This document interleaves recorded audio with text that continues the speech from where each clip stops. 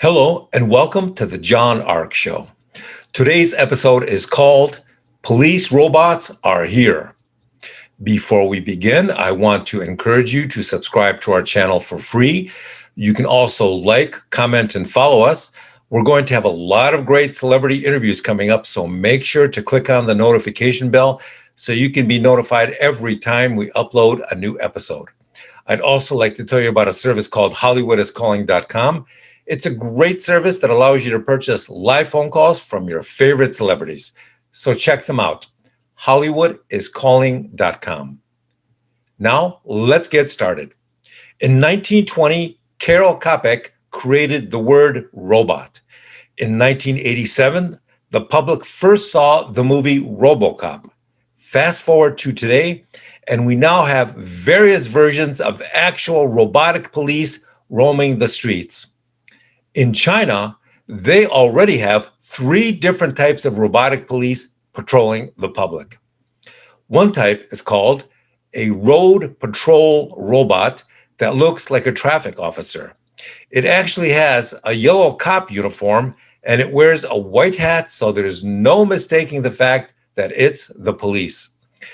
It can identify drivers and it can take photos of their crimes and illegal activity. Next, you have what's known as an advice traffic robot. It will come up to citizens in China and it will answer their questions, and it'll also notify the authorities about any illegal activities they are engaged in. The next type of Chinese police robot is called an accident warning robot.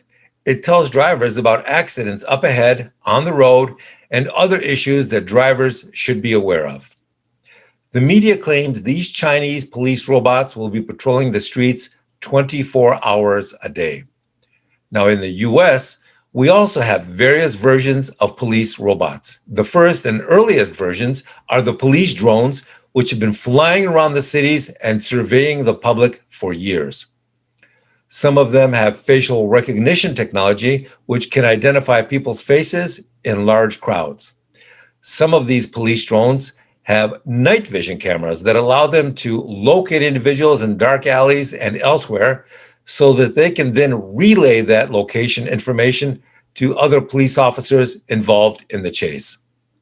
Another thing some of these drones can do is they can photo identify license plates on cars and spot vehicles that have been stolen or have outstanding warrants on them.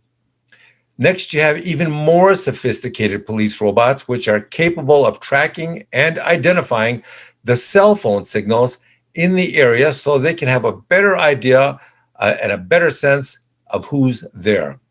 So when you're at a protest or a public rally and you see a robot standing around there, you should know that it's probably collecting your IP address, the IP address of your phone, and everybody else's phone at that rally. This has raised a lot of concerns about the potential for police violating the constitutional rights of citizens who are simply there to legally attend a rally. These robots will scan a crowd of hundreds of citizens with phones emitting a Wi-Fi signal and gather all sorts of intelligence from them, like when were they there, where are they walking to, the duration of their stay, and how many times have they been in the area recently. In New York, the police department has canceled its trial testing of a robotic dog created by a firm called Boston Dynamics, simply because the public was fiercely opposed to the creepy dystopian technology wandering the streets and intimidating and scaring innocent people. In the end, the contract was terminated and the robotic police dog was sent back.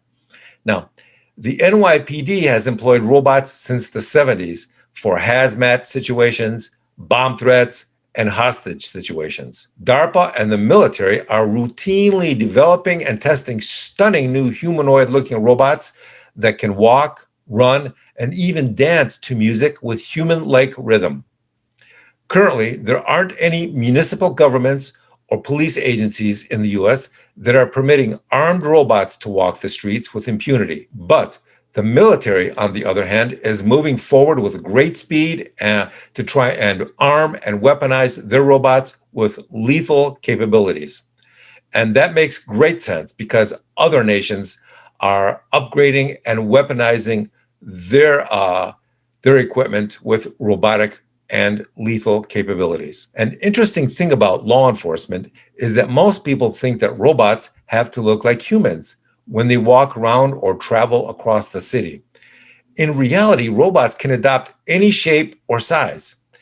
They can be as small as a robotic hummingbird that just flies around and surveys the area, or they can take the form of a streetlight or parking meter that has built-in cameras, facial recognition, listening devices, and other sensors built in to watch the area and identify people. It's even been rumored that a major company that owns a famous doorbell company that a lot of people have on their front doors is now working to erect a nationwide surveillance network that will use the internet and the Wi-Fi capabilities of all these doorbell cameras to create a nationwide, fully automated surveillance grid that will spy on everybody, identify everybody, and track everybody and everything on your street, in your city, and across the entire country. If fully developed and realized, then this will effectively turn our country into a total surveillance state that spies on everything and everybody at all times of the day and night. They could theoretically see everything inside people's homes and outside of them as well.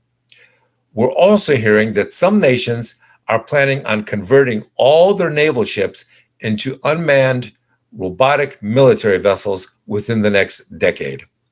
Given the speed and the direction with which this technology is unfolding, we believe that it's only a matter of time before robots are as common as people on the streets of America and other major countries.